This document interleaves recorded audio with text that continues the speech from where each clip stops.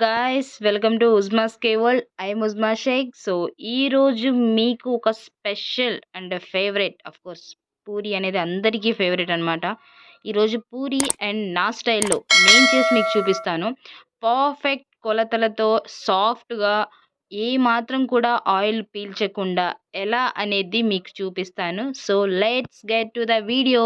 So ముందుగా ఒక bowl తీసుకొని అందులో ఒక కప్ ఆఫ్ గోధుమ పిండి అండ్ ఒక కప్ ఆఫ్ మైదా పిండి కొంచెం ఉప్పు వేసి బాగా కలపాలి. ఈ ఉప్పు ఆ పిండి మొత్తం కలిసిపోయే విధంగా మొత్తం కలుపుకొని ఇందులోనే 4 టేబుల్ స్పూన్స్ ఆఫ్ నూనె వేయాలి. ఆర్ మీకు నచ్చిన ఆయిల్ ఆర్ ఘీ ఏదైనా వేసుకోవచ్చు.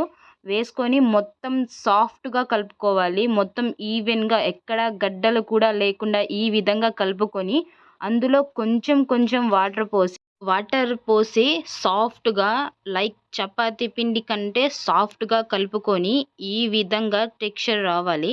మీరు కలుపుకున్న ఈ పిండిని అలాగే మసాజ్ చేస్తూ దాని మీద కొంచెం ఆయిల్ రాసి సాఫ్ట్గా మీకు ఎంత వీలైతే అంత సాఫ్ట్గా ప్రెస్ చేస్తూ కలుపుకోవాలి. చూసారా? ఈ విధంగా సాఫ్ట్గా ఉంటే అండ్ దీన్నే మసాజ్ చేసుకొని మనకి ఎంత కావాల్సంటే అంతగా ప్రెస్ చేస్తూ ఇంకా మీరు దీన్ని కలుపుకుంటే ఇంకా సాఫ్ట్గా అవుతుంది. సో దీన్ని కొంతసేపు పక్కన పెట్టి నేను తీసాను.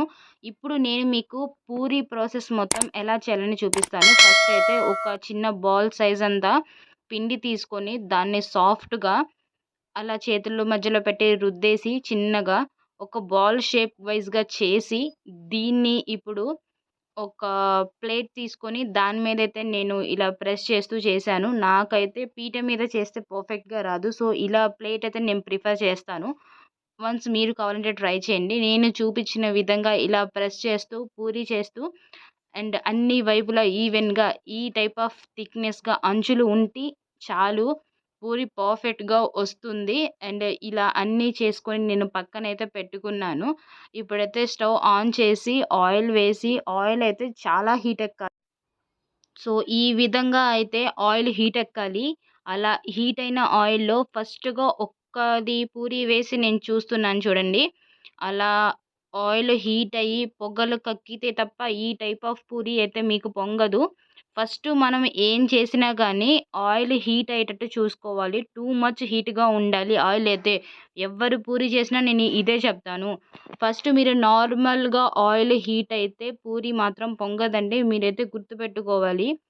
సో ఇలా వేసి ఒక్కొక్కటి వాటి మీద ఆయిల్ వేసి ఈ విధంగా పూరి అయితే చెయ్యాలి. చూసారా? ప్రతి ఒక్కటి చాలా బాగా పొంగుతుంది. సో నేను మీకు ఇక్కడ ఇంకొకటి చెప్తాను. ఇక్కడ నేను మీకు చపాతీ పిండి కన్నా సాఫ్ట్‌గా ఎందుకు కలపమన్నాను అంటే ఇందులో మనం వేసింది మైదా పిండి ఆర్ గోధుమ పిండి. సో మైదా పిండికి ఏంటంటే మనం ఎంత సాఫ్ట్‌గా కలుపుకుంటే అంతగా అది రబ్బర్ వైస్‌గా సాగుతుంది. మీరు చూసినట్లయితే నేను ఇందులో 4 టేబుల్ స్పూన్స్ ఆఫ్ ఆయిల్ ఎందుకు వేశాను అంటే ఇందులో మైదా పిండి ఉంది కాబట్టి. మైదా పిండికి ఏంటంటే మైదా పిండి నానిన తర్వాత మనం దీంతో పూరీస్ చేసినా ఆర్ పరోటాస్ చేసినా కొంచెం సాగే తత్వం అయితే ఎక్కువ ఉంటుంది మైదాలో. గోధుమ పిండిలో అంత ఉండదు. ఇప్పుడు ఇలా చేసిన పూరీసు ఈజీగా చేత్తో ఇలా తుంచితే అలా తునిగిపోతాయన్నమాట.